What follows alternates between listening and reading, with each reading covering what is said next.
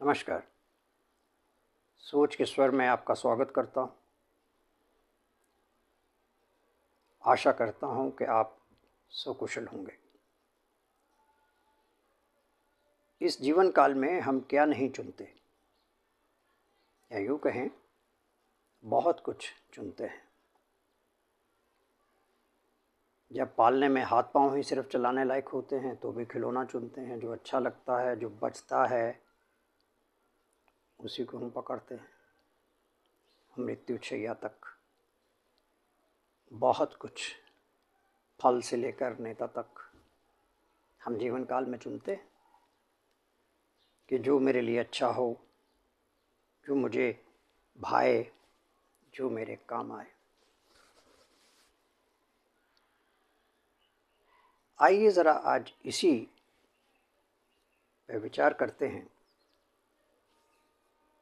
कि हमारी सोचने की और चुनने की क्षमता। राष्ट्र के लिए हम नेता चुनते हैं, वो कैसे चुनते हैं उससे शुरुआत करते हैं। स्वतंत्र भारत का पहला प्रधानमंत्री कैसे चुना गया, अब तक तो मेरे ख्याल में आप सभी को मालूम होगा। हमारे बापू मोहनदास करमचंद गांधी जी ने कैसे चुना पहला प्रधानमंत्री, जिससे बहुत कुछ हमारा राष्ट्र निर्भर करता था। वो पहला चयन कैसे हुआ, उस पार्टी की, उस दल की, राजनीतिक दल तो क्या कहें, घरेलू दल, उसकी चुनने की प्रक्रिया बड़ी मज़ेदार है। और वही हम सब ने सीखी है। किसको चुनना है? जो राष्ट्र के काम आए कि ना आए, राष्ट्र के लिए अच्छा हो कि ना हो, मेरे अधीन रहना चाहिए, मेरी बात माननी चाहिए। जो मुझे कोई खतरा ना बन जाए, जो मेरी बुद्धि का सम्मान करे, ऐसे चुने जाते हैं नेता। आपको अगर याद हो तो एक उसी दल के अध्यक्ष हुआ करते थे निजलिंगप्पा, जिनकी इंदिरा जी के साथ ठन गई थी। निजलिंगप्पा जी के एक वाहन चालक हुआ करते थे, C.K. जाफर शरीफ, कर्नाटका से ही आते थे। उनको टिकट दिया गया, वो बाद में कितने बड़े नेता बने वो आपको सबको मालूम होगा। तब से लेके आज तक आप देख लीजिए, एक ऐसा व्यक्ति जिसको बात करने की तमीज़ नहीं है, वो अपने आप को अध्यक्ष उस दल का आज बताता है, क्योंकि वो मैडम का यस मैन है। वो सोनिया को कोई चेतावनी नहीं दे सकता, केवल उसकी हाँ में हाँ मिला सकता है। सोनिया जी को तो छोड़िए, वो उनके पूरे वंशज में किसी को भी कुछ कह नहीं सकता। ये ऐसे अध्यक्ष चुने जाते हैं राष्ट्रहित में, और वो ऊल जलूल बातें आए दिन आप सुनते रहते हैं। और फिर हम अपने नेता भी तो चुनते हैं। ये मेरा यादव बरादरी से है, ये मेरा महाजन बरादरी से है, ये मेरा दलित भाई है। तो ऐसे करके हम लोगों को चुन के भेजते हैं कि वो हमारे लिए कल को खतरा बन जाते हैं और ऊल जलूल फैसले करते हैं। अब आप भी देख लीजिए, जब से मोदी जी आए हुए हैं, लोकसभा में कितना काम हो पाता है। आए दिन हंगामा, उसको एक कॉलेज की कैंटीन बना रखा है लोगों ने। तो ये राष्ट्रहित में तो नहीं है ना। आपको मालूम है कि लोकसभा के एक दिन का खर्चा कितना बैठता है? ये रोज़ उसको व्यर्थ करते हैं अपने मज़े के लिए, अपने शौक़ के लिए, सिर्फ एक व्यक्ति को नीचा दिखाने के लिए। ये चयन है हमारा। अब आगे आ जाते हैं तो हम अपने लिए क्या काम करना है जीवन में, कौन सी लाइन में जाके पढ़ाई करनी है, ये सब भी चुनते हैं। अधिकतर आज भी, जबकि इतना बदलाव आ चुका है हमारे जीवन में, माता पिता ही चुनते हैं बेटा क्या बनेगा, डॉक्टर, इंजीनियर, सॉफ्टवेयर इंजीनियर, ये सब चलता है हमारे यहाँ। चुना किस पे गया, इस पे नहीं कि व्यक्ति विशेष की क्षमता क्या है, उसकी रुचि क्या है, मैं क्या चाहता हूँ, चुन लिया। अब आगे चले, नौकरी ढूंढने गए। आज मैं आपको, चलिए छोटी मोटी नौकरी में तो हाल ख़राब है ही है।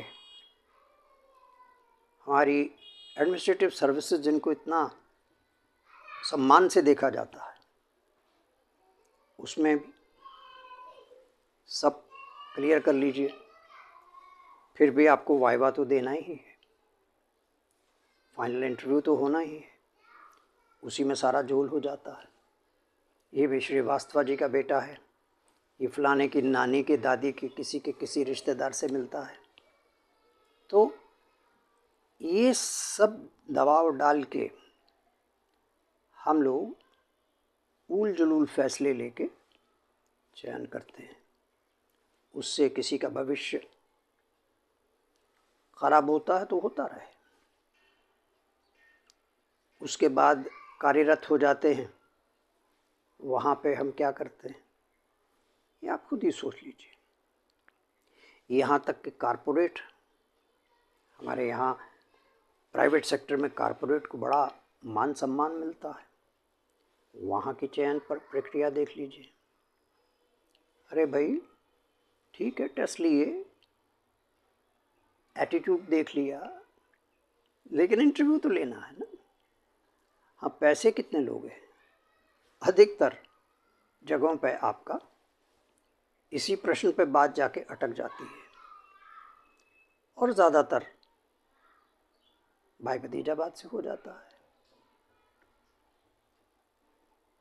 आपको एक मज़े की बात सुनाता हूँ।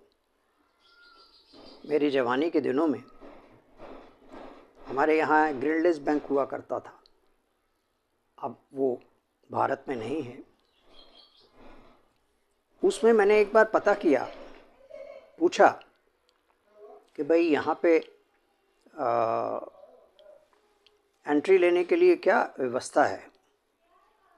उत्तर सुनिए, आप किसी के रिश्तेदार हैं जो यहाँ पे कार्यरत हो तो आपका काम हो सकता है। ये किस में था? एक फॉरेन बेस्ड बैंक में, तब की बात कर रहा हूँ। तो ये हम लोगों की जो चयन प्रक्रिया है, ये प्रक्रिया जो है हमें बहुत बड़े नुकसान व्यक्तिगत तो देती है, राष्ट्र होने के नाते भी हमें कहीं का कहीं धकेल देती है। अब आज भी देख लीजिए, जो कुछ बांग्लादेश में हो रहा है, हिंदुओं के साथ हो रहा है, घटित हो रहा है, हम आज भी अपनी उसी पॉलिसी पर बैठे हुए हैं कि हम नहीं, किसी पे हम दबाव नहीं डालेंगे, हम किसी पे हमला नहीं करेंगे। अरे वो छोटा सा देश है, क्यों नहीं हम पहल कर सकते? उस पर हमला करके उसको 2 दिन में चुप क्यों नहीं करवा सकते? लेकिन हमारी नीतियाँ बनी हुई हैं, नहीं हम पहल नहीं करेंगे। वो पहल क्या सर कर लेगा? आप जब तक अपनी सोचों को और अपने एक्शन को बदलेंगे नहीं, हम कितनी भी उन्नति क्यों ना कर लें, हम पिछड़ते ही जाएंगे। कहने का अभिप्राय यही है कि जब हमें सख्ती करनी होती है हम नहीं करते, यहाँ उसकी आवश्यकता होती है, हम अपने ढीलेपन में, ढीले व्यवहार से, लचक व्यवहार से निर्णयों को ऐसे ऐसे बदल देते हैं कि पूरे राष्ट्र को बहुत बड़ी हानि की तरफ ले जाते हैं। अब आप देखिए कि हमारे यहाँ शादी ब्याह कैसे होते हैं, 36 गुण में लाते हैं। अरे 24 मिल गए, अरे 28 मिल गए, अरे 30 मिल गए, अरे 35 मिल गए, बहुत अच्छा है। आज भी है, आज भी हम वही करते हैं। हालांकि हम अब लिविंग रिलेशन की स्टेज पे जा चुके हैं, लेकिन आज भी हम वही करते हैं ज़्यादातर। कैसा लड़का होना चाहिए? है कोई अच्छा कमाता होना चाहिए, क्योंकि पैसा सबसे ऊपर है, उसके गुण दोष कोई माने नहीं रखते। नौकरी करता है तो सरकारी नौकरी होनी चाहिए, ऊपर से कितना कमाता है वो अच्छा होना चाहिए।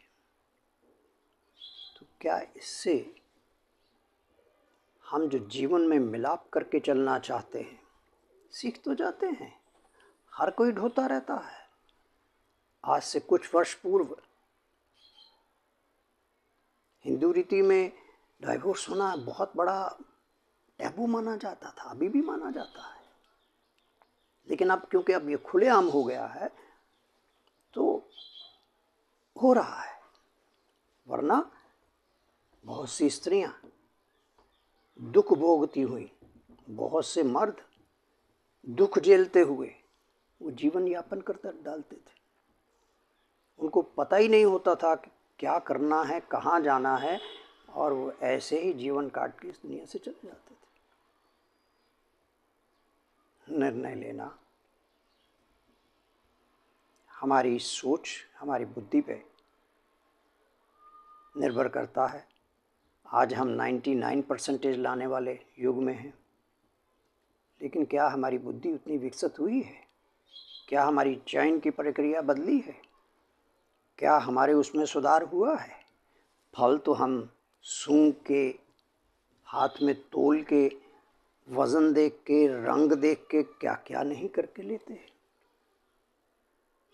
लेकिन जीवन के निर्णय कैसे लेते हैं, इस पे बहुत कुछ निर्भर करता है। हमारा अपना जीवन भी और राष्ट्र का जीवन भी। तो मेरा अनुरोध सिर्फ यही है, केवल इतना, अपनी सोच में बदलाव लाइए। हम विकसित कितने हुए उससे कोई फर्क नहीं पड़ता। नमस्कार, आप अपना ध्यान रखें। सर्दी शुरू हो चुकी है, बस जितना हो सके care is the best medicine. धन्यवाद।